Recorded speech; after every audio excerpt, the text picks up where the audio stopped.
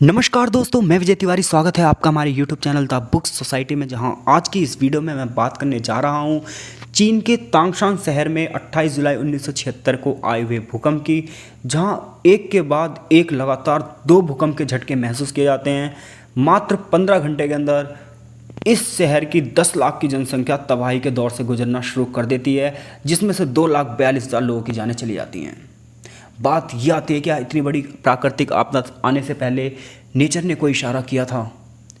27 जुलाई की बात मैं आपको बताता हूँ कि 27 जुलाई 1976 को शहर में कुछ अजीबोगरीब घटनाएं घट रही थी, जहाँ ये नेचर का इशारा था। जिसमें पहली घटना ये थी कि कुएं का जलस्तर कभी ऊपर उठ रहा था और कभी नीचे गिर रहा था। दूसरी घटना ये थी कि मुर्गियों ने खाना खाना बंद कर दिया था। तीसरी और सबसे बड़ी घटना ये थी कि दिन के उजालों में भी बड़ी मात्रा में चूहे एक जगह से दूसरी जगह दौड़ लगा रहे थे। और चौथी और सबसे महत्वपूर्ण घटना ये थी कि शाम के टाइम बिजली कड़कड़ा रही थी और रंगीन रोशनी आसमान से गुजर रही थी। लेकिन फिर भी इस शहर के लोगों ने, यानी कि तांगशान शहर के लोगों ने निश्चिंत होकर सोना ज़्यादा मुनासिब समझा। और जब ये 27 जुलाई की रात को सो गए थे तो इन्हें नहीं पता था कि ये इनकी अंतिम नींद होगी।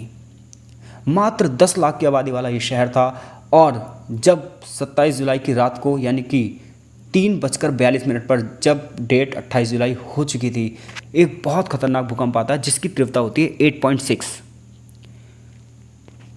इस भूकंप के कुछ देर बाद शहर मलबे के ढेर में तब्दील हो जाता है। और ऐसे में जब राहत और बचाव कार्य जारी थे तो 15 घंटे के बाद जस्ट एक और भूकंप आता है और रही सही कसर को ख़त्म कर देता है। और जो राहत और बचाव कार्य में लोग लगे थे वो भी मलबों के ढेरों में दब जाते हैं।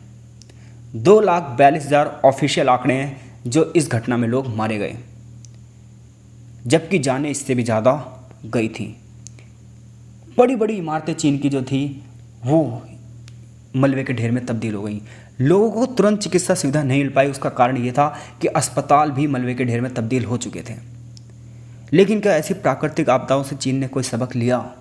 चीन के इस तांगशान शहर को आज वीरों के शहर के रूप में जाना जाता है।